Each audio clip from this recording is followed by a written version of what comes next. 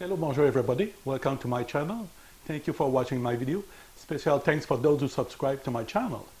This video is another video about flames of war and how it works. And the subject today is objectives. You may find more about objectives by reading Flames of War rulebook, page 102, and reading Lesson from the Front, version 4, page 8. The objective is a marker where your troops need to defend or need to capture if you want to win your battle. The size of the objective is 2.5 inch by 2 inches, so 6 centimeters, a bit more, by 5 centimeters. It is the same size as a large base. You usually receive an objective from Flames of War when you purchase for a particular army some token or an objective.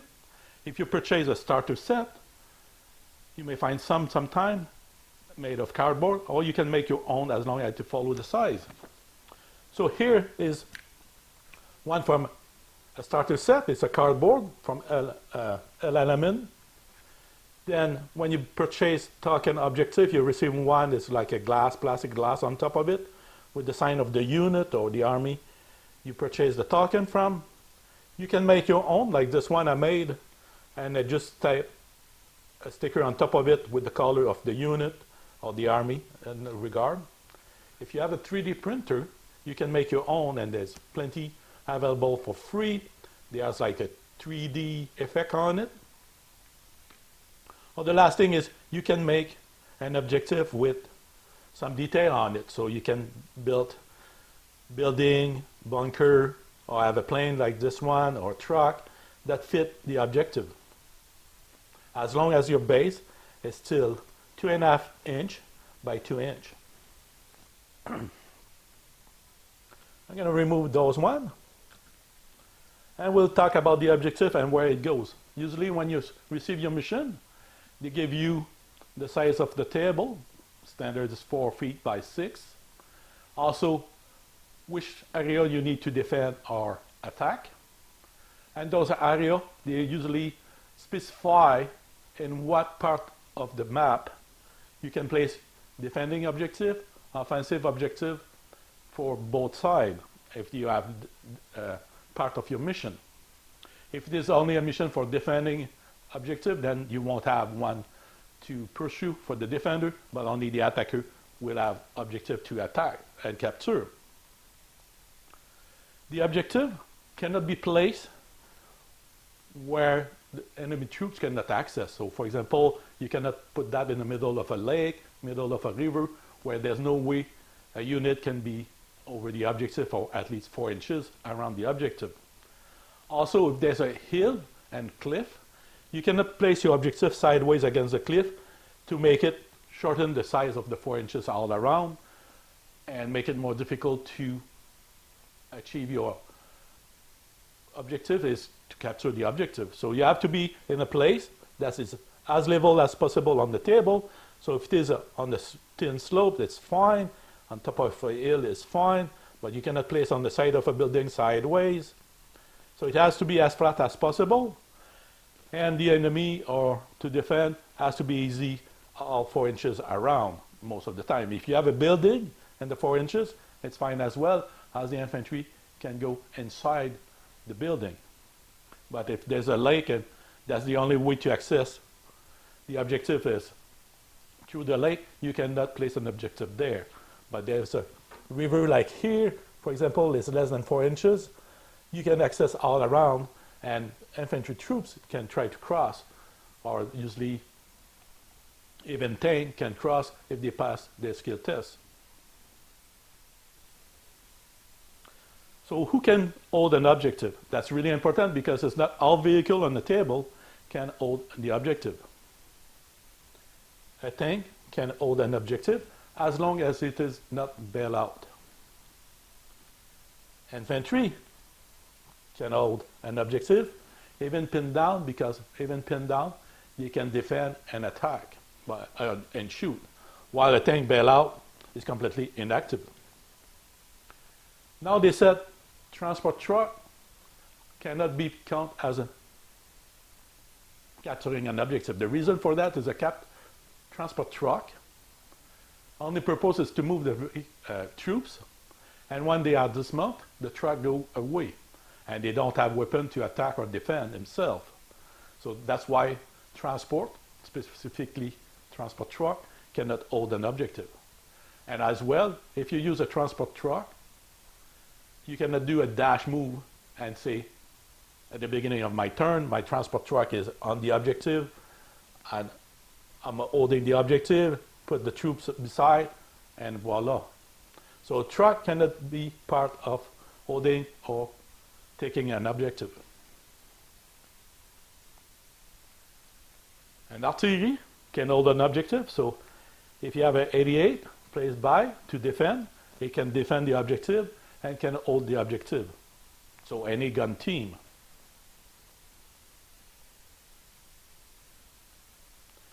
Now there's another category of team, they call it independent team. An independent team can be an observer for the artillery, they consider independent. So if we have an infantry, usually it's a small base, with an observer for the artillery, it cannot capture the objective because they are independent team. Also, if you have a tank like a Panzer III for the German as an observer for the artillery, he cannot capture an objective or defend an objective because they are an independent team and they absolutely need other units around, like the artillery, to work together as a tandem. So, independent team like infantry observer cannot capture or defend the objective. A Panzer III observation vehicle for the artillery cannot capture or defend the objective. Also, for defending the objective, sometimes you can see, like if you look at the book Waffen-SS, they said they have a machine gun nest. Machine gun nest is, even if it's a platoon that you take a command card to make them gun nest, they become independent team. So each team is independent, so even if they are inside the 4 inches, you cannot defend the objective as it is. Because when you would see a bit later, they said the enemy need to hold the objective, so be inside the 4 inches, and there's no defending unit inside that 4 inches. An independent team in gun nest is not considered a defending team for owning or defending the objective. Also, as gun nest, you may have as well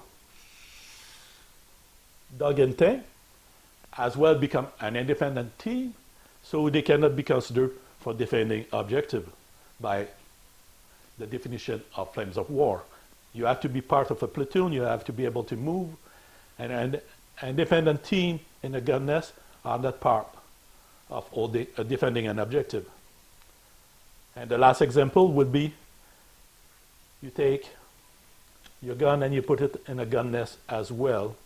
It become an independent team, it's not part of a platoon or formation, and cannot be holding or defending the objective even inside the 4 inches of the objective.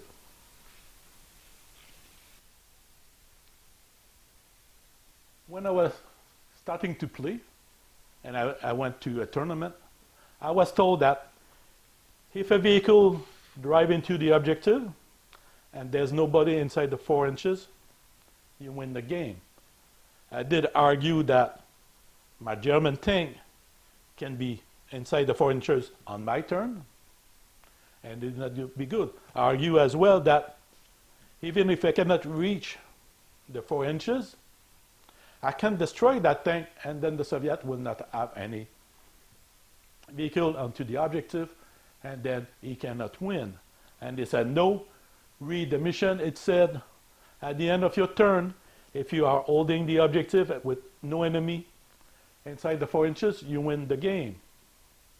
I was beginning to play, so I was not too sure about the rules, not comfortable also. And the person who told me that worked for Flames of War, so it must be right. But actually, you cannot be more wrong. So let's play, how can you win an objective for the Soviet? First, your tank need to arrive, be inside the 4 inches, and then you finish your turn. For example, the German will arrive, try to hit your tank. So you move inside the 4 inches, try to hit your tank, miss. So both are now inside the 4 inches. The subsequent turn that the Soviets start, you need to be finding some condition for winning. So the first condition for winning is to be at the beginning of your turn already inside the 4 inches. If the tank is bailout, you need to roll and remove the bailout on the tank. If the tank need to do last stand, you need to roll to see if it succeeds. If he pass, it's fine like that. If he doesn't need to do a last stand because it's a formation commander, for example, we're good. It's a platoon of 1. We're good. We don't need the last stand.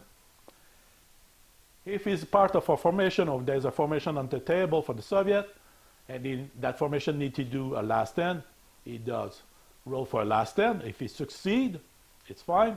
If he fail his last stand, and there's no more formation unit, then the Soviet will lose. But in this case, let's see, last stand for the unit, there's no need, so he pass. Formation, there's no need because there's another platoon of IS-2 on the table, so he doesn't need to do a last stand for the formation. So we're all good.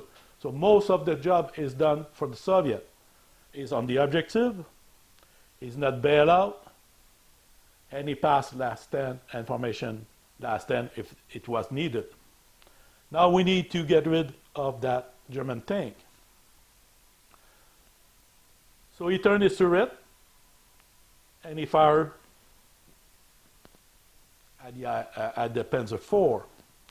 If he destroyed the Panzer IV, and he said, my turn is finished, he will meet all the conditions. Is be on the objective at the beginning of his turn, met all victory condition, and finish his turn with no German or enemy inside the 4 inches, like here. And that will assume him victory for that.